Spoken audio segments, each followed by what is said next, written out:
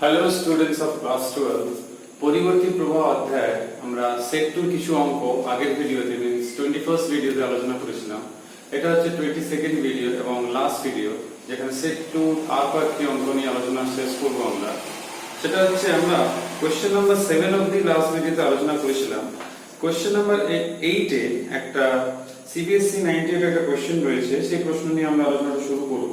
তো সেইখানে দেখবে তোমরা v একটা এক্সপ্রেশন রয়েছে এরকম v equals to দেওয়া রয়েছে 200 sin 314 t আর রোধ দেওয়া রয়েছে 10 ওহম। কি কি নির্ণয় করতে হবে? কম্পাঙ্ক নির্ণয় করতে হবে। এটা কার মতো দেখতে? sin ওমেগা টির মতো দেখতে। তাহলে ওমেগা হচ্ছে 314। তাহলে আমরা যেহেতু বলেছে কম্পাঙ্ক নির্ণয় করতে, তাহলে আমরা জানি f equals to হচ্ছে ওমেগা বাই 2 পাই। তাহলে 314 বাই 2 পাই। তো এখানে সলভ করবে 50 আর পাচ্ছ কিনা সেটা দেখবে। এটা গেল ফার্স্ট পার্ট। সেকেন্ড পার্টে জিজ্ঞেস করেছে VRMS এর মান। তাহলে VRMS হচ্ছে V0 বাই √2, V0 হচ্ছে 200 বাই √2, তোমরা ভাগ করবে, যত বেরোবে তত ভোল্ট। পার্ট 3 তে বলেছে IRMS এর মান নির্ণয় করতে। তাহলে IRMS সমান কত হয়? না, VRMS বাই R। তো VRMS এর মান এটা যেটা পেলাম এটা এখানে বসাবে, আর দেওয়া রয়েছে তত অ্যাম্পিয়ার। তো এইভাবে ক্যালকুলেশনটা করবে। ফোর্থ পার্টে বলেছে যে ওয়াট এককে তাপ রূপে অপচয়ী ক্ষমতা কত হবে। তার না অপচয়ী যে ক্ষমতা সেটা তোমরা জানো রোধের মধ্য দিয়েই হয়। তাহলে এই যে I এর মানটা সেটা এখানে স্কয়ার করে বসাবে ইনটু 10।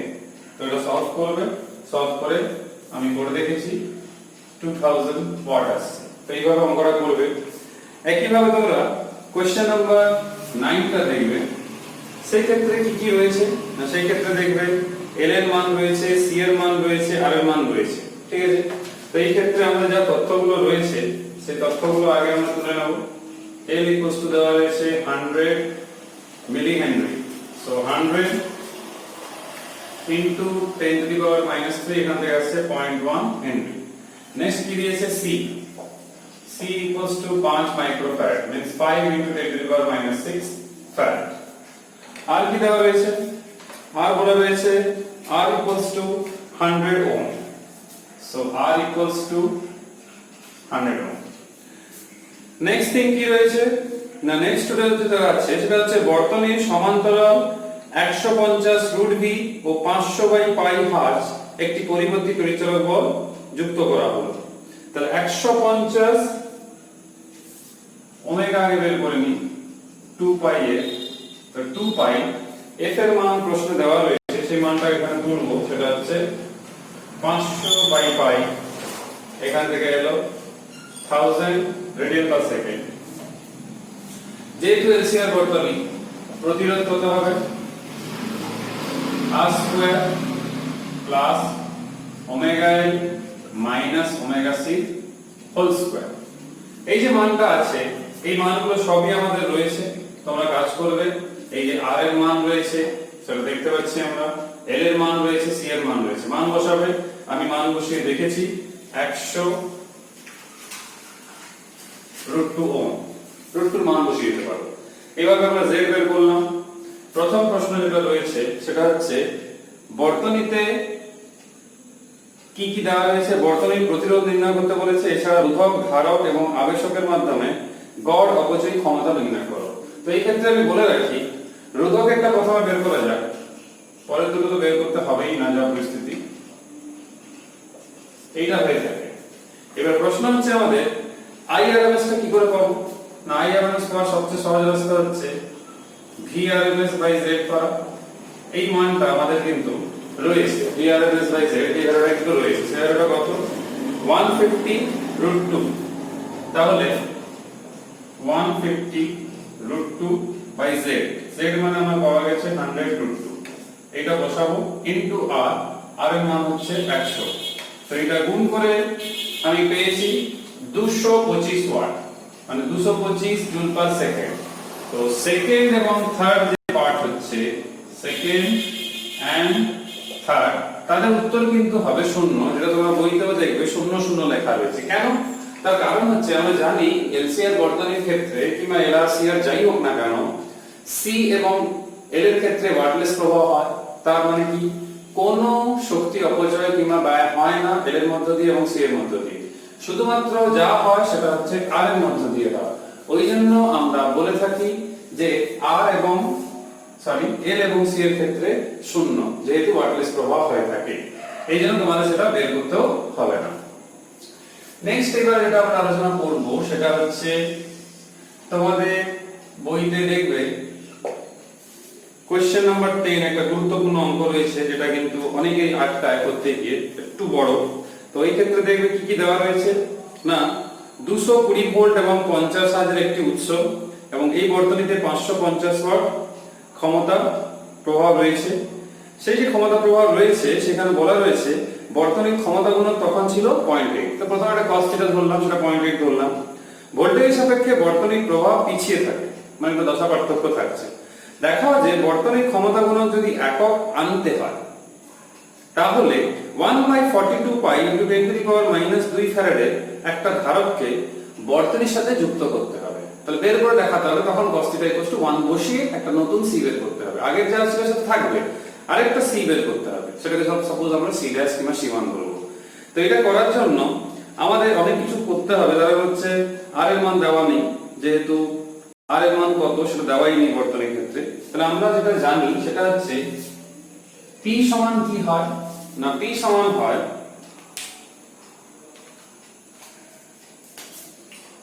p সমান আমাদের হয় ERMS IRMS ইনটু cos θ। তো এবার আমাদের প্রশ্নে এগুলো তো রয়েছে, তো এখান থেকে আমরা IRMS টা বের করব। তো সেটা কত হচ্ছে P/ERMS into cos θ।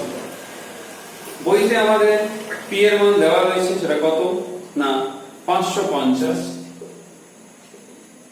By ERMS এর মান দেওয়া রয়েছে 220 আর cos θ এর মান রয়েছে 0.8। তো এই মানটা বসাবে, এখান থেকে বের করবে।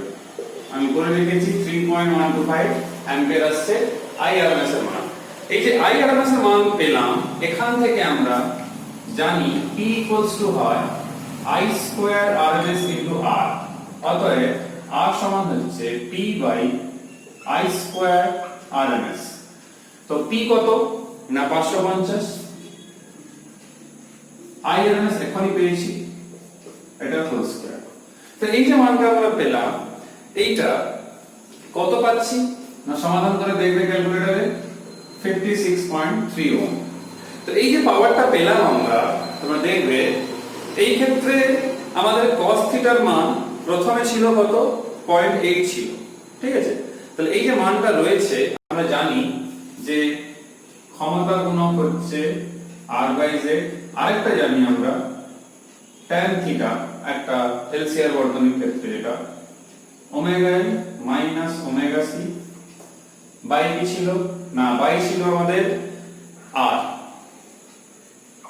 এরকম ছিল। আবার tan θ মানে কত না, tan θ মানে আমরা জানি sin θ বাই cos θ। উপরে যা ছিল তাই থাকছে, এরকম থাকছে। sin θ মানে আমরা জানি 1 মাইনাস cos স্কয়ার θ, নিচে আবার আছে cos θ, ওমেগা এল 1/ওমেগা সি আর। আমরা লক্ষ্য করে দেখব একটা জিনিস, সেটা হচ্ছে এই যে রাশিমালাগুলো আমরা লিখেছি, তোমরা বইতেও লক্ষ্য করে দেখবে এই ওমেগা এল আর 1/ওমেগা সি এর মান কিন্তু আমাদের কাছে নেই। তো তোমাদের এখানে কর্তব্য যে cos θ এর মান যেহেতু আমাদের কাছে রয়েছে, তো তোমরা এখান থেকে ওমেগা এল বাই মাইনাস 1/ওমেগা সি এর মানটা এখান থেকে বের করবে, অর্থাৎ 1 মাইনাস 0.8 এর হোল স্কয়ার ইনটু আর। আর এর মান আমরা পেয়েছি 56.3। আর কি আছে না, নিচে cos θ ছিল, সেটা হচ্ছে আবার 0.8। তো যা যা মানগুলো ছিল সেগুলো আমরা বসিয়ে দিয়েছি। তো এখান থেকে বসানোর পর মোটামুটি যে মানটা আমরা পেয়েছি সেটা হচ্ছে 42 মতো অ্যাপ্রক্সিমেটলি ভ্যালু পেয়েছি। এই মানটা আমাদের কাজে লাগবে। এবারে বলা ছিল প্রশ্নে যে ক্ষমতা ঘনত্ব যদি একক আনতে হয় তখন কি করতে হবে, না একটা ধারককে যুক্ত করতে হবে, সেই ধারকের মান কত সেটা বের করতে হবে। তাহলে ধরে নিলাম নতুন সেটা cos θ ধরলাম, তো সেটা কত হবে না r/z' হবে। আর তো থাকছে যে z' টা কেমন হবে না omega l minus omega c, এটা হতো কিন্তু এর সাথে একটা নতুন ঢুকছে এবারে, বুঝতেই পারছো এর সঙ্গে যেটা লেখা উচিত ছিল প্রথমে লেখা হয়নি, একটা r² থাকবে, সেটা প্রথমে লিখলে ভালো হয়, এটা পরে লিখবে। তাহলে এখান থেকে আমরা পেয়ে গেলাম omega l minus 1/ωc minus 1/ωc মানে হোল স্কয়ার প্লাস r²। দেখো এইটা তো 1 হচ্ছে, আর তো আমাদের ছিল 56.3, omega l minus 1/ωc value রয়েছে আমাদের কাছে, সেটা কত না সেটা 42। তাহলে 42 মাইনাস 1/ωc1 এর হোল স্কয়ার প্লাস r² মানে 42 হোল স্কয়ার। তোমরা দেখবে এখানে যে ওমেগা c1 রয়েছে, এই ক্ষেত্রে আমাদের এই ওমেগার যে ভ্যালু, এই ওমেগার ভ্যালু আমাদের কিন্তু বইতেও দেখবে এখানে লক্ষ্য করে দেওয়া রয়েছে 50 হার্জ। তার মানে আমরা বলতে পারি ওমেগা সমান হচ্ছে 2 পাই ইনটু 50 মিন্স 100 পাই। তাহলে ওমেগার মানটা হয়ে গেল। তাহলে উভয় পক্ষকে বর্গ করবে, সেখান থেকে c1 বের করবে, উত্তর পেয়ে যাবে। পাইটাকে রেখে দেবে, কারণ প্রমাণ যে করতে দিয়েছে c1 এর মানটা সেটা কিন্তু পাই সহ রয়েছে, ওই যে পাইটাকে ছেড়ে দেবে। তো এইভাবে সলভ করবে, আশা করি কোনো সমস্যা হবে না, ঠিক আছে। এইবার তোমরা দেখবে 11 দাগের অঙ্ক তোমরা নিজেরাই পারবে, আমি শুধু 11 12 দুটোই খুবই সহজ, একটু হিন্টস দিয়ে দিলেই তোমরা মান বসিয়ে উত্তর বের করে নেবে। 11 এবং 12 ক্ষেত্রে দেখবে, প্রথমে 11 তে বলি। 11 তে যা তথ্যগুলো দেওয়া রয়েছে আমাদের, সেখানে প্রশ্নে বলা রয়েছে ক্ষমতা গুণকের মান 1 হতে গেলে আবেশকের মান কত হতে হবে। তো তোমরা জানো cos θ সমান হয় কত r/z। এবার এখানে যে বর্তনীটা রয়েছে সেই বর্তনীটা কি না এলসিআর বর্তনী রয়েছে, তাহলে তার ক্ষেত্রে z কত হবে, এটা হবে, এইটা সমান বলেছে 1। এবারে প্রশ্নে দেখো, তোমাদের প্রশ্নে প্রত্যেকটা মান কিন্তু দেওয়া রয়েছে কি রকম না c এর মান রয়েছে কত 5 মাইক্রোফ্যারাড, তারপর r এর মান রয়েছে কত 10 ওহম, ওমেগার মান আমরা বের করে নেব 2 পাই f দিয়ে, অর্থাৎ 2 পাই ইনটু 50 করে। এইবারে এই মানগুলো এখানে বসাবে, r জানি, ওমেগা জানি, c জানি, তাহলে এর বেরিয়ে যাবে। উভয় পক্ষকে স্কয়ার করে দিতে পারো, কিংবা আমাদের স্কয়ার করে বললে ভালো হয়, কারণ c টা যেহেতু আমাদের এটা যেহেতু বের করতে হবে, ওই জন্য স্কয়ার করানোই ভালো। তো এটা করবে তোমরা শুধুমাত্র এইরকম সমাধান করবে, এই ইকুয়েশনটা সমাধান করতে হবে এইটা, তার মধ্যে l বাদে বাকি সবার মান দেওয়া রয়েছে প্রশ্নে, এটা করবে। তারপরের যে প্রশ্নটা রয়েছে সেই ক্ষেত্রে দেখবে l এর মান দেওয়া রয়েছে, রোধের মান দেওয়া রয়েছে, আর আরএমএস মানটা দেওয়া রয়েছে, ভোল্টেজের কম্পাঙ্ক রয়েছে, 50 সিপিএস রয়েছে। এবার এই ক্ষেত্রে জিজ্ঞেস করেছে দশা পার্থক্যের ব্যাপার রয়েছে, ব্যয়িত ক্ষমতা রয়েছে, আর আমাদের বলেছে আরএমএস মান আর পরিচালক বল ও প্রবাহের দশা পার্থক্য সম্বন্ধে জিজ্ঞেস করেছে। তো এইটা করতে গেলে আমরা যেটা জানি যে এলআর বর্তনীতে যে প্রতিরোধ সেটা হচ্ছে কত r square omega square l square. কি কি চেয়েছে তোমাদের না আরএমএস মান যদি প্রমাত্রা বলা হয় তাহলে কত হবে না ভিআরএমএস যেটা দেওয়া আছে বাই z। তাহলে মান বসিয়ে এটা বের করে নাও, তারপরে এইটা বের করে নাও, তাহলে আমাদের ফার্স্ট পার্টটা হয়ে যাবে, আইআরএমএস এর মানটা পেয়ে গেলে। নেক্সট কি জিজ্ঞেস করেছে দশা পার্থক্য। আমরা জানি দশা পার্থক্য সমান কত হয় এলআর বর্তনীর ক্ষেত্রে tan inverse omega l by r। সব মান আমাদের কাছে রয়েছে, ওমেগার মানও রয়েছে, দেখো 50 হার্জ, তার মানে ওমেগা ইকুয়ালস টু 2 পাই 50, তো সেখান থেকে বেরিয়ে যাবে। তারপর কি জিজ্ঞেস করেছে বর্তনীতে ব্যয়িত ক্ষমতা কত হবে। আগেও করেছি আমরা এই অঙ্কটা, জানো এলআর বর্তনী, সিআর বর্তনী কিংবা এলসিআর বর্তনী, যা ব্যয় হবে ক্ষমতা সেটা হবে আবেশকের সেটা হবে রোধকের মধ্য দিয়ে। তাহলে এইটা আই স্কয়ার আরএমএস এর মান এখান থেকে পেয়ে যাবে। আর এর মান প্রশ্নেই দেওয়া রয়েছে, সেটা হচ্ছে 1000 ওয়াট। বসাবে, যত বেরোবে তত ওয়াট। চ্যাপ্টারের লাস্ট নিউমেরিক্যাল বলি, যেটা ছোট ছোট পাঠ করে প্রশ্নটা রয়েছে। তো এই প্রশ্নটা লক্ষ্য করে দেখবে, ট্রান্সফরমার নিয়ে প্রশ্নটা রয়েছে।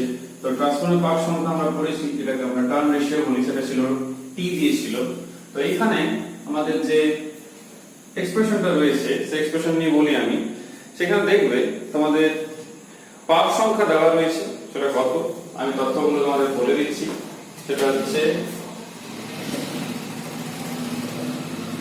প্রাইমারি পাক সংখ্যা হচ্ছে 100, প্রাথমিক কুণ্ডলীর ভোল্টেজ হচ্ছে 220 ভোল্ট, তারপর পাক সংখ্যা হচ্ছে 100। এবার প্রথম প্রশ্নটা জিজ্ঞেস করেছে যে গৌণ কুণ্ডলী পাক সংখ্যা কত হবে। তোমরা জানো T হয় ns/np, থিওরিতে বলেছিলাম। তো ns হবে কত? T * np। T এর মান রয়েছে, np এর মান রয়েছে, গুণ করে বের করানো। এটা হলো ফার্স্ট পার্ট। সেকেন্ড পার্টে কি জিজ্ঞেস করেছে? আইপি এর মান জিজ্ঞেস করেছে, মানে প্রাথমিকে, মানে P ফর প্রাইমারি কত থাকবে প্রবাহ মাত্রা। তাহলে এটা হবে পিপি। পিপি মানে কি না, ইনপুটের কিংবা প্রাথমিকের পাওয়ার, কারণ P = VI বাই ভিপি। তো পিপি আর ভিপি যদি আমরা বলি, তাহলে এখান থেকে আমরা বলতে পারি ইনপুট পাওয়ার কত দিয়েছে? 1100 বাই 220। তো এখান থেকে ভাগ করবে, যা বেরোবে 5 অ্যাম্পিয়ার হচ্ছে। থার্ড পার্টে দেখো বলেছে ভিএস এর মান জিজ্ঞেস করেছে, তাহলে এখান থেকে হয়ে যাবে। তাহলে ভিএস কোশ্চেন কি হবে? T * VP.